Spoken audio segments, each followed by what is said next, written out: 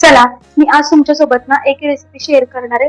अर्धी वाटी रवा घ्यायचा, तो बारीक किंवा मोठा कोणता पण घेऊ शकता. त्याच्यामध्ये 1 चमचा दही टाकायचं, थोडंसं पाणी टाकायचं आणि हे चांगलं फेटून 15 ते 20 मिनिटं मुरत ठेवायचं. आता ज्या वाटीने मी रवा घेतला त्याच वाटीने मी पोहे घेतलेत. ते धुवून आणि छान निथळून घेतलेत. एका भांड्यामध्ये हे सगळं काढून घ्यायचं आणि त्याच्यामध्ये एक उकडलेला बटाटा खिसून टाकायचा. चवीनुसार मीठ टाकायचं आणि त्याच्यामध्ये अर्धी वाटी पांढरे तीळ, थोडेसे जिरे आणि कोथिंबीर आणि तिखटासाठी मी कांदा लसूण मसाला वापरते. तुम्ही त्याच्यामध्ये हिरवी मिरची पण टाकू शकता आणि घरामध्ये तुमच्या ज्या कोणत्या भाज्या आहेत ज्या तुम्हाला त्याच्यामध्ये टाकायच्या असतील तर त्या चांगल्या बारीक करून त्याच्यामध्ये टाकायचं. माझ्याकडे गाजर होतं, मग मी ते चांगलं किसून टाकलं. हे चांगलं एकजीव करून घेतलं आणि याला छान असा टिक्कीचा आकार दिला.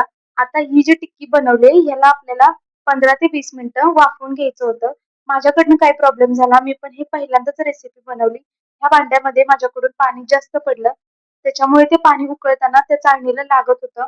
तर तुम्ही 1च पेला पाणी टाका किंवा 1.5 पेला पाणी टाका आणि या चाळणीला थोडंसं तेल लावून याच्यामध्ये ही टिक्की ठेवून छान अशी वाफवून घ्या. मीडियम फ्लेमवर 15 मिनिटं किंवा 20 मिनिटं. आता हे झाल्यानंतर मी तव्यावरती थोडंसं तेल टाकून ही टिक्की चांगली अशी शॅलो फ्राय करून घेतली. खरं सांगू का, जी मुलं भाज्या खात नाहीत किंवा भाज्या खाताना नखरे करतात त्यांच्यासाठी ही रेसिपी परफेक्ट हेल्दी रेसिपी आहे आणि तुम्हीही त्यांना बनवून दिल्यानंतर ती खूप आवडीने खातात. तुम्ही माझ्या चॅनलवर जर नवीन असाल तर माझ्या चॅनलवरचे इतरही व्हिडिओ बघा आणि माझ्या चॅनलला सबस्क्राईब करा. लवकरच भेटूया पुढच्या नवीन आणि छान अशा व्हिडिओमध्ये. तोपर्यंत सर्वांनी छान राहा आणि मस्त राहा आणि हो, आपल्या मुलाची काळजी घ्या. श्री स्वामी समर्थ. तोपर्यंत बाय.